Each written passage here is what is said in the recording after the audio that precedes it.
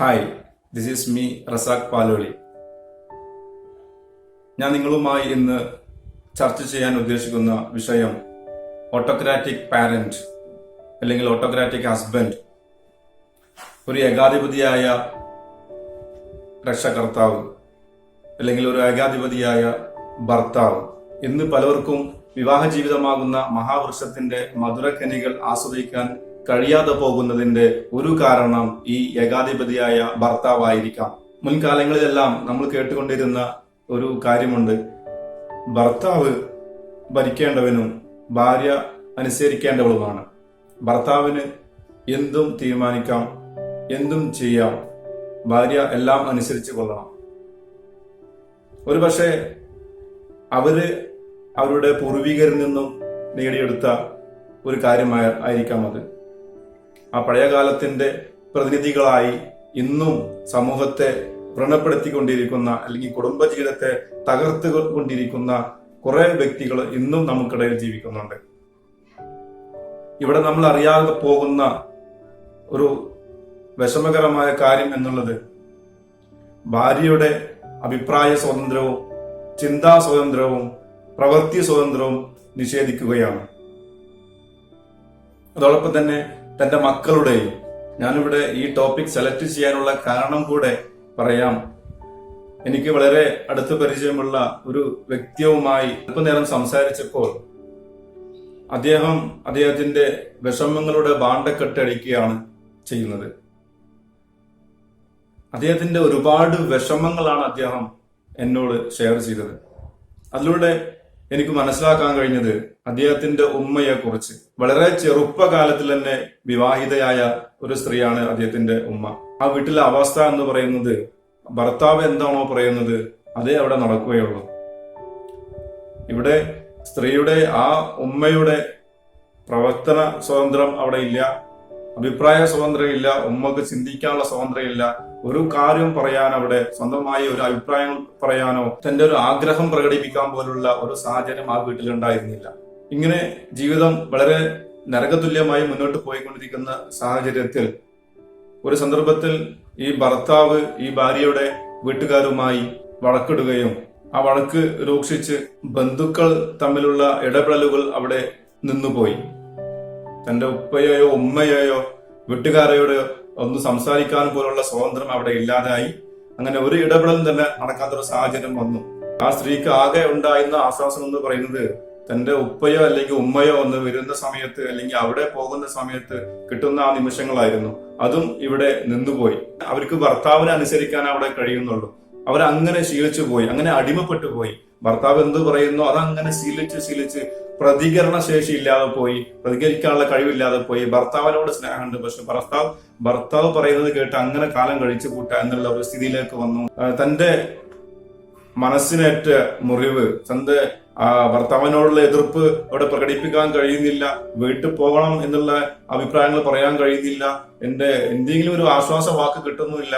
ഇങ്ങനത്തെ ഒരു അവസ്ഥ വന്നപ്പോ മാനസികമായിട്ടുള്ള വലിയ മാനസികമായി മുറിവേൽക്കുകയും തന്റെ വികാരങ്ങൾക്ക് അതിയായ പ്രഹരമേൽക്കുകയും ചെയ്ത സന്ദർഭത്തില് അവരുടെ ആ വിങ്ങലെല്ലാം, അവരുടെ ആ മാനസിക പ്രയാസങ്ങളെല്ലാം പിന്നീട് രോഗലക്ഷണങ്ങളായി മാറാൻ തുടങ്ങി. ഇടയ്ക്കിടയ്ക്ക് തല ചുറ്റലും അതുപോലെ ഓരോ അസുഖങ്ങൾ വരാൻ തുടങ്ങി. അവസാനം ആ സ്ത്രീ ഒരു മാനസിക രോഗിയായി മാറി. വളരെ വിഷമത്തോടെ കൂടെയാണ് എന്റെ ആ പ്രിയ കൂട്ടുകാരൻ എന്നോട് ഈ അവസ്ഥ പങ്കുവെച്ചത്. അതുകൊണ്ടും തീർന്നില്ല. ആ ഉമ്മയുടെ മക്കൾ അവര് വലുതായി. ഇദ്ദേഹം ഇതേ സ്വഭാവം തന്നെയായിരുന്നു മക്കളോടും കാണിച്ചുകൊണ്ടിരുന്നത്. ഭാര്യയും തന്റെ മക്കളും തന്റെ ചൊൽപ്പടിയിൽ നിൽക്കണം, ഞാൻ പറയുന്നത് അപ്പുറം ഒന്നുമില്ല, ഞാൻ എടുക്കുന്ന തീരുമാനം ശരിയാണെങ്കിലും തെറ്റാണെങ്കിലും അവരത് അനുസരിക്കണം. ഈ ഒരു കർക്കശ സ്വഭാവക്കാരനായിരുന്നു ഈ അച്ഛൻ. അദ്ദേഹത്തിന്റെ മക്കൾ വലുതായി. ഇപ്പോ ആ വീട്ടിലെ അവസ്ഥ എന്ന് പറയുന്നത് അച്ഛൻ എന്ത് പറഞ്ഞാലും മക്കൾ അതിന് വില കൽപ്പിക്കുന്നില്ല. അച്ഛനൊന്ന് പറയുന്നു, മക്കൾ വേറെ പ്രവർത്തിക്കുന്നു. കാരണം മക്കൾ ഇപ്പോ ആ അത്തരത്തില് വലുതായി. അവർക്ക് തന്റേതായ കാര്യങ്ങൾ ചെയ്യാനുള്ള പ്രാപ്തിയായി. ഈ സമയത്ത് അവര് ഇഷ്ടപ്രകാരം മുന്നോട്ട് പോയിക്കൊണ്ടിരിക്കുകയാണ്. അച്ഛനൊരു വില വെക്കുന്നില്ല. അപ്പൊ അവരോട് ഞാൻ ചോദിച്ചു, എന്താ നിങ്ങൾ അച്ഛനല്ലേ, എത്രയായാലും അച്ഛനല്ലേ, ഇങ്ങനെ നിങ്ങൾ എന്തുകൊണ്ട് അദ്ദേഹത്തിന് വില കൊടുക്കുന്നില്ല? എനിക്ക് അതിയായ അറിയാനുള്ള അതിയായ ആഗ്രഹം മൂലം ഞാൻ ചോദിച്ചു, നിങ്ങൾ എന്താണ് ഇങ്ങനെ അദ്ദേഹത്തിന് വില കൊടുക്കാത്തത്? അല്ലെ അദ്ദേഹം പറയുന്ന കാര്യങ്ങൾ നിങ്ങൾ എന്തുകൊണ്ട് വില കൽപ്പിക്കുന്നില്ല? അപ്പൊ അദ്ദേഹം പറഞ്ഞത് എന്നോട്, ഞങ്ങൾ കുട്ടിയായിരുന്നപ്പോൾ ഞങ്ങൾക്ക് ഒരുപാട് കാര്യങ്ങൾ പറയാനുണ്ടായിരുന്നു, ഞങ്ങൾക്ക് ഷെയർ ചെയ്യാണ്ടായിരുന്നു. ഞങ്ങൾ പറയുന്ന കാര്യത്തൊന്നും ആ കാലത്തൊന്നും ഞങ്ങളെ കേൾക്കാൻ ഞങ്ങളെ അച്ഛൻ തയ്യാറായില്ല. ഇപ്പൊ വലുതായ അച്ഛനെ കേൾക്കാൻ ഞങ്ങൾക്കും താല്പര്യമില്ല. കാരണം ഞങ്ങൾക്ക് ഒരുപാട് കാര്യങ്ങൾ പറയാനുണ്ടായിരുന്നു, ഒരുപാട് കാര്യങ്ങളെ കുറിച്ച് അറിയേണ്ടിയിരുന്നു, ഈ ലോകത്തിലെ ഒരുപാട് അത്ഭുതങ്ങളെ കുറിച്ച് അറിയേണ്ടിയിരുന്നു, ഒരുപാട് കാര്യങ്ങൾ അറിയാതെ ഇപ്പോഴും ഞങ്ങളുടെ ഉള്ളിൽ കിടക്കുന്നുണ്ട്, ഒരുപാട് കാര്യങ്ങൾ ഇനിയും അറിയാൻ ഞങ്ങൾക്ക് കിടക്കുന്നുണ്ട്. പക്ഷെ അച്ഛനോട് കാര്യം ഉണ്ടാകാൻ കഴിയില്ല, ഒന്നും ചോദിക്കാൻ കഴിയില്ല. അപ്പോൾ ഞങ്ങളെ കടിച്ച് കീറാൻ വരുന്ന ഒരു പ്രകൃതമായിരുന്നു അച്ഛന്. അതുകൊണ്ട് അച്ഛൻ ഞങ്ങളെ കേൾക്കാൻ തയ്യാറാകാത്ത ഒരു അച്ഛനെ ഞങ്ങളും കേൾക്കാൻ തയ്യാറാവില്ല. ഈ ഒരു സ്ഥിതിയിലേക്കാണ് കാര്യങ്ങൾ പോയത്. ഇവിടെ നമ്മൾ മനസ്സിലാക്കേണ്ടത്, മക്കളോട് സ്നേഹമുണ്ടായിരിക്കാം. ഒരു റോസാപ്പൂ വാങ്ങി വെച്ചിട്ട് മക്കള് ഐസിയിൽ കിടക്കുന്ന സമയത്ത് കൊണ്ടു കൊടുക്കുമ്പോഴല്ലല്ലോ അതിന് വിലയുള്ളത്. സ്നേഹം അത് പ്രകടിപ്പിക്കാനുള്ളതാണ്. സ്നേഹം പ്രകടിപ്പിക്കുമ്പോൾ അത് വിലയുള്ളൂ. പുരുഷന്മാർ പൊതുവെ അല്പം ഗാംഭീര്യമുള്ളവനാണ് താനെന്ന് മറ്റുള്ളവർ വിചാരിക്കണമെന്നും ചിന്തിക്കുന്നവരാണ്. അവർ ബഹുമാനിക്കാനുള്ള അർഹത ഇല്ലെങ്കിൽ പോലും അങ്ങനെ മുഖസ്തുതി കേൾക്കാൻ ആഗ്രഹിക്കുന്നവരാണ്. വടികൊണ്ടുള്ള വേദനയുടെ അടി കുറച്ചു കഴിഞ്ഞാൽ മാറിയേക്കാം, പക്ഷെ വാക്കുകൾ കൊണ്ട് ഏൽക്കുന്ന മനസ്സിന്റെ മുറിവ് മാറാൻ ഒരുപാട് വർഷങ്ങൾ വേണ്ടിവരും. മറ്റുള്ളവരെ വേദനിപ്പിക്കാതിരിക്കുക, പരസ്പരം മനസ്സിലാക്കിക്കൊണ്ട് മുന്നോട്ട് പോവുക, തന്റെ ഇണയുടെ ഇഷ്ടങ്ങളും അനിഷ്ടങ്ങളും തിരിച്ചറിയുക. തന്റെ ഇണ ആഗ്രഹിക്കുന്ന ജീവിതത്തിലാണോ ഞാൻ അവരോട് പെരുമാറുന്നത്, അല്ലെങ്കിൽ തന്റെ ഇണ അറിയിക്കുന്ന അംഗീകാരവും അഭിപ്രായ സ്വാതന്ത്ര്യവും ചിന്താ സ്വാതന്ത്ര്യവും എല്ലാം ഞാൻ തന്റെ ഇണക്ക് കൊടുക്കുന്നുണ്ടോ? നിങ്ങൾ സ്വയം വിലയിരുത്തുക. നല്ലൊരു ഹസ്ബൻഡ് ആവുക. കിട്ടിയ നിമിഷങ്ങൾ മക്കളോടുകൂടെ ചെലവഴിക്കാൻ കഴിയുന്ന നിമിഷങ്ങൾ അവിടെ ഒരു സ്വച്ഛാധിപതിയായി, ഒരു കർക്കശക്കാരനായി നിൽക്കാതെ മക്കളെ ഇഷ്ടങ്ങളും അനിഷ്ടങ്ങളും കണ്ടെത്തി മുന്നോട്ട് പോകുക. ഒരു വാശിക്കാരനായി നിൽക്കാതെ.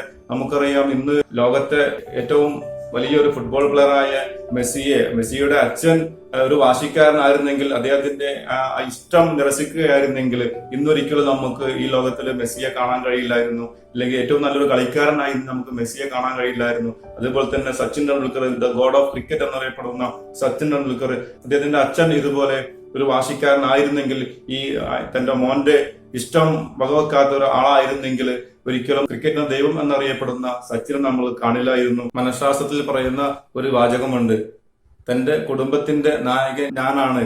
തന്റെ ഭാര്യയുടെ അനുമതിയോടുകൂടെ ആർക്കാണോ പറയാൻ കഴിയുന്നത്, അദ്ദേഹമാണ് ദാമ്പത്യ ജീവിതത്തിൽ വിജയിച്ച വ്യക്തി എന്ന് പറയുന്നുണ്ട്.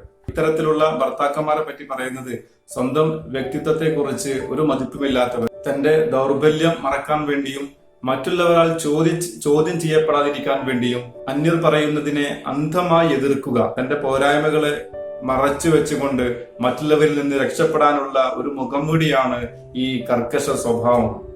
പക്വതയുള്ള ഒരു ഭർത്താവ് ഒരിക്കലും ഇങ്ങനെ പെരുമാറുകയില്ല. പക്വതയുള്ള ഒരു അച്ഛൻ ഒരിക്കലും ഇങ്ങനെ പെരുമാറുകയില്ല.